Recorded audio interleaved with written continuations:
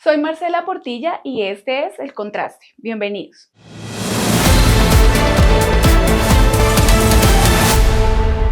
Hoy en El Contraste hablaremos de cómo los negacionistas de los falsos positivos han matado 2 veces a las víctimas y a sus familias. El viernes antepasado, en un acto miserable, el congresista Miguel Polo Polo no se le ocurrió nada más que hacer un video en un ataque propio de su histeria habitual, en el que se le veía tirar en bolsas de la basura las botas pantaneras que las mamás de los falsos positivos habían dejado en la Plaza Núñez del Capitolio, como una muestra artística de construcción de memoria denominada Mujeres con las botas bien puestas.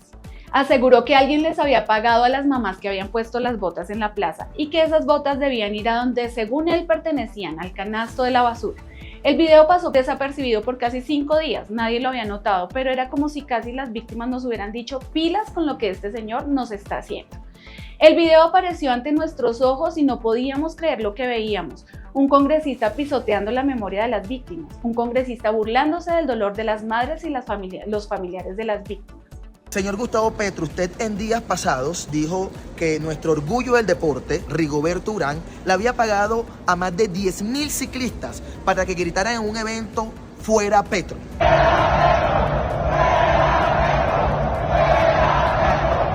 Yo le quiero preguntar a usted directamente, ¿quién le habrá pagado a esos presuntos campesinos que vinieron aquí al Congreso a ensuciar la Plaza Rafael Núñez para poner estas botas, haciendo apología a los 6.402 falsos positivos? Un autodenominado padre de la patria negando al genocidio cometido por el Estado en los años de la supuesta seguridad democrática. Un cristiano odiador que más parecía poseído por el mismísimo Patas. Lamentablemente, esta no es la primera vez que la ultraderecha niega los falsos positivos. Se les volvió habitual decir que se instrumentaliza a los familiares de las víctimas, casi como diciendo que toca dejarlos en el mismo olvido donde ellos los tienen, o si no, se emberracan. Y lo más indignante es que repiten como loros mojados que dónde están las cédulas de los 6.402 asesinados por el Estado. La izquierda, porque necesitan crear una narrativa que destruya el honor de la fuerza pública. Por eso se inventan 6.402 falsos positivos. Eso no es lo peor. Se gastan más de 500.000 millones de pesos la JEP en 4 años. Y solo encontraron 28 cuerpos. 28 cuerpos, mientras tienen y desacreditan a nuestra fuerza pública diciendo que fueron los causantes de Más de 6.402 casos de falsos positivos. En un intento casi desesperado de convencer a la gente de que esas vidas no valen y que ese número no es real, que para ellos es menos grave si son 1, 100, 300 o 1000, pero que 6.402, eso ya es una exageración. En contraste, hablemos un poco de lo que dice la JEP de las víctimas de los falsos positivos. Lo primero que menciona es que los crímenes no hubieran ocurrido sin la política institucional del ejército del conteo de cuerpos, de incentivos y la constante presión que ejercieron los comandantes sobre sus subordinados para obtener muertos en combate. Recordemos los carrotancados de sangre que pedía el general Montoya. Todo esto se encuentra documentado en el caso 03 de la JEP y en el auto 003 de 2001 sobre los crímenes de guerra conocidos como los falsos positivos. En dicho caso, la JEP menciona que 6.402 personas fueron presentadas en el país como guerrilleros dados de baja en combate, que esa fue la cifra preliminar que halló la Sala de Reconocimiento de la Verdad entre 2002 y 2008, después de contrastar las versiones que han entregado los comparecientes, la Fiscalía, la Procuraduría, las cifras del Sistema Penal Acusatorio, el Observatorio de Memoria y Conflicto del Centro Nacional de Memoria Histórica y la Coordinación Colombia, Europa, Estados Unidos.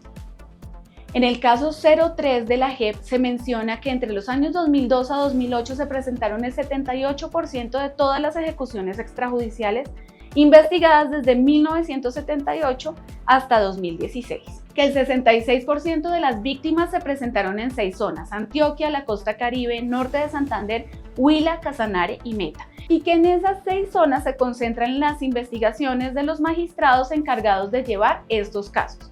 En ese lapso de tiempo hasta ahora hay registros de 1.611 casos en Antioquia, la zona más afectada. ¿De dónde era el presidente de esa época? ¿En dónde fue que nacieron las autodefensas? 538 casos en la costa Caribe, 395 en el Meta, 298 en norte de Santander, 274 casos en el Huila y 248 casos en Casanare. Solo en el caso 03 de la JEP ya hay 3.468 víctimas acreditadas. 835 exintegrantes de la fuerza pública han entregado su versión en dicho caso.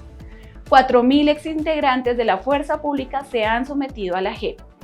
Y el 87% de los responsables imputados ya aceptaron su culpa. Pero la ultraderecha no les quiere creer a esos miles de testigos directos. A propósito, ¿quién era el presidente entre 2002 y 2008? De hecho, hasta 2010. Para los negacionistas y perezosos mentales que solo repiten como loros lo que el uribismo les quiere hacer creer, la JEP ha expedido 6 autos en los últimos 3 años y en sus anexos está la lista de las víctimas, su identificación y las pruebas que soportan la conclusión judicial, y en la inmensa mayoría de los casos el perpetrador ha confesado los hechos. Y para que se ilustren más, las 6.402 víctimas hacen parte de los 6 territorios más afectados que ya mencioné antes, pero también hay muchos casos en Caquetá, Arauca y Tolima. Según la JEP, la cifra de 6.402 víctimas incluso se queda corta porque allí no están incluidas las víctimas sin identificar y otras presentadas como falsos positivos que aún están desaparecidas, a pesar de las confesiones de sus victimarios, por lo que hay un subregistro para que se escandalice más Don Polo Polo y los negacionistas similares del uribismo. Otro de los argumentos bajos que los uribistas mencionan es que los militares pudieron inventar los hechos por temor a la JEP o para reducir condenas.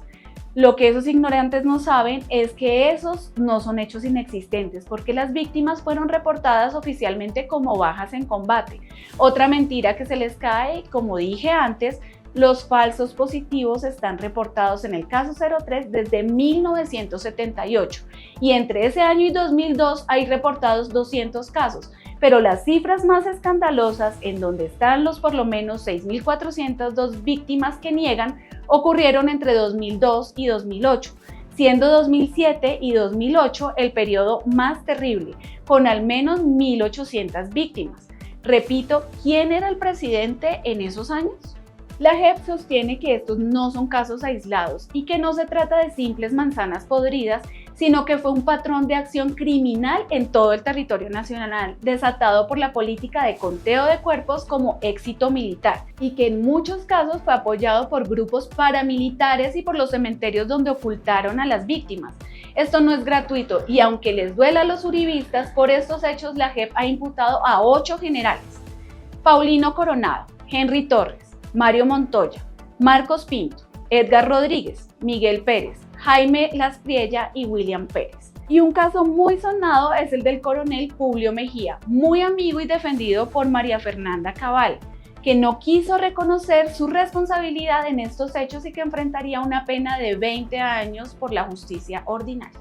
El hecho es que quien se atreve no solo a negar, sino a agredir a las víctimas y encima denunciarlas, y por lo mismo revictimizarlas, no es más que un ser inhumano, bajo y ruin. No solo Polo Polo, que es la cereza del pastel, sino todos los uribistas que le han antecedido con el negacionismo de los falsos positivos, y que solo demuestra que en Colombia hay gente muy enferma y que ese es un mal que debemos erradicar, porque no todos somos peones de aquel expresidente. Por ahora esperemos que la denuncia penal y la queja disciplinaria interpuestas por congresistas del Pacto Histórico y de las Madres de Soacha en contra de Polo Polo den frutos y que toda esa gente por fin entienda que las víctimas se respetan. Hasta aquí el contraste de esta semana. Nos vemos la próxima.